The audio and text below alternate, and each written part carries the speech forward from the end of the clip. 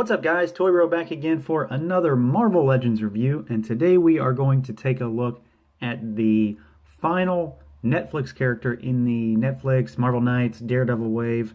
We have got Elektra Nachos here, and she is, in general, a figure that I wasn't really too concerned about. She seemed kind of boring at first, but once I finally got her in my hands, she's not half bad. She's got kind of a weird issue that I think everybody has pointed out that has done a review of this one, and I'm going to point it out as well, but we'll get to it in a second. So let's take a look at all the normal stuff and see how this figure stacks up. We have got a head on a hinged ball, so pretty wide range of motion. Can swivel her arms out and all around. No bicep swivel, which is pretty normal for female characters, although some do have it. We have a rotation at the elbow and then a joint, single joint, and then we have a hinge and a rotation at that wrist. There is an upper diaphragm joint there. She can go back pretty far, but if you go too far back, you'll start to see a little gappage in there. You can sort of see it as the light picks it up there, and she can bend over pretty far forward, but if you bend her over too far, I can almost stick my finger in there. So there's a bit of a gap, which isn't usually a huge deal if you're not going to display her from the back, and I don't know why you would, but just be aware that it is there. There is nothing at the waist. She has leg joints that can go out about that far. It's a double ball. About full 90 degrees. Back just a little bit, not too much really. There's a thigh cut. We have got our standard double jointed knees. And then we have got a rocker and a hinge at the ankle.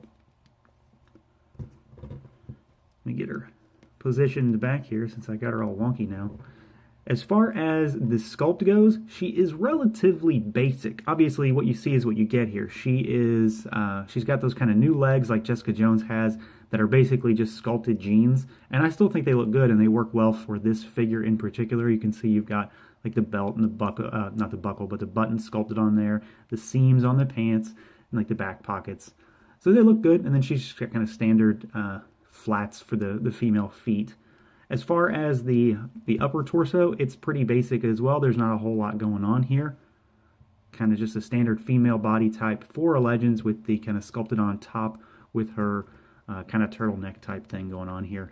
She's got the little wrist straps there, which I believe I don't think they're sculpted on, but I think they're on there pretty well. And then the big problem, at least in the arm area, is these humongous forearms. So you can see just by looking here, look at it a little closer there, the bicep tricep area is actually relatively slim. I mean, Elektra's a slim character, but her forearms, it's like a tube of bologna or something there. It's really thick. It's really odd too. And what I've seen, I know Robo over at the Foosh did a video of this a couple days ago maybe, where there is a mod that you can do kind of easily to fix her, because those are really inappropriately large. They don't really scale correctly to the figure. But what people are doing and what Robo showed in that video, and I'll put a link down to it below just so you can see that, is you take the arms off of Farm Boy Luke from Black Series, and they work pretty well for her. I think from my perspective, the skin tone's a little different between the arms on that Luke and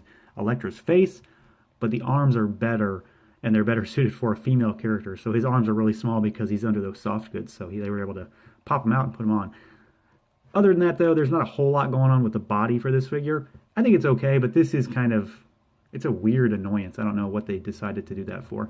The big draw for this character for me is obviously that head sculpt. That looks really, really good. I'm very pleased overall. It's obviously we're using that photo real tech here, as is the case with all the other Netflix figures and the movie figures now. So you can just see that that's a very good likeness to the actress. Her name escapes me right now. I don't remember. It just looks really, really good. I think this is obviously one of my favorite TV figures in this wave, just because of how close this is in terms of likeness. And then she's got that kind of flowing hair with the ponytail, and that surprisingly doesn't really get in the way of her articulation, which is an added bonus. When it comes to paint, that photoreal tech is obviously employed on the face. We've got some kind of blush on the cheeks there for a little rosy tint. Eyes are very forward-facing, eyebrows, lips, all that stuff. And then for the most part, the rest of the figure is very much unpainted. We've got the red on the chest. We've got some red on the gloves. And then there is a silver buckle there, or not a buckle, I said that again, a button. And then for the most part, the rest is just molded plastic. Now, she does obviously come with some accessories. You see two of them right now. We have got two size, black hilts and silver plastic. They both can be held in either hand, and she has two different hands to kind of give you different grips. So we've got one where she's holding it by the actual hilt, and then the other one where she's holding it, kind of clawed finger style, where she's got a grip over the tines on the side, which I think is a cool little bonus. It's just something different they did. They didn't have to do that. Those are her kind of standard weapons. They are her trademark weapons, so I'm glad they included them. They would have been fools not to. But she does come with something else. We'll take a look at her additional head now. So this one takes a cue from the show, obviously, where she's got the handkerchief or the bandana over her mouth.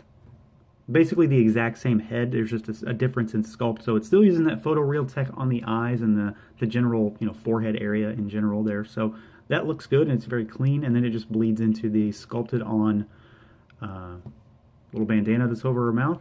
It's got some wrinkles in it. It's painted red. There's not a whole lot to it. I don't think I'm ever going to display her this way, despite the fact that she does look cool this way.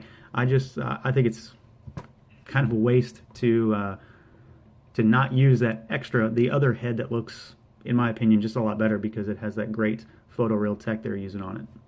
Overall, while there's not a great deal to this figure, I mean, she has two weapons as accessories and an extra head, so she definitely comes with some stuff. She's kind of basic as far as a figure goes. She's just a female with no real exceptional design about her. But what is there is executed fairly decently. You're making good use of those new legs. She has those weird arms, though, which I don't particularly care for, and they don't really bother me, but I can see why that would be a turnoff to some folks, but they are kind of goofy looking. Other than that, though, the figure is pretty cool, and that photoreal tech on the face is a definite winner for me. So that is going to do it for this look at the Marvel Legends Elektra figure from the Netflix series. Feel free to like, comment, subscribe, and share, and until next time, everyone.